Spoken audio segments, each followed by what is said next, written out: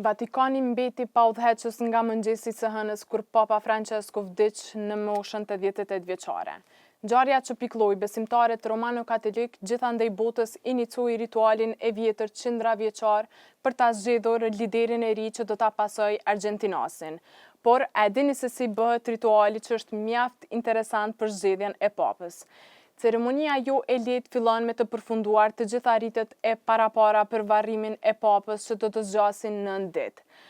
Që në ditën e parë ata mblidhen në mënyrë sekrete, diskutojnë mbi raportet e marra nga zyret të ndryshme të Vatikanit në lidhje me gjendjen financiare të kishës, problemet, kriteret dhe cilësitë e atij që do ta udhëheqë botën katolike.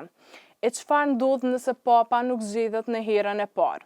Nëse papa nuk zgjedhet në herën e parë, flet votimet në formë drejtkëndshë, të cilat palohen në dysh diqen nga oxhaku i kishës së vogël brenda Vatikanit, që njihet si Chapel Sistine, dhe nga aty del tym nëse është i zi, do të thotë që papa nuk u zgjodh. Kardinalët kthehen për takim në mëngjesin tjetër dhe ata kanë 2 votime paradite, po aq edhe pasdite, derisa papa të zgjedhet në moment.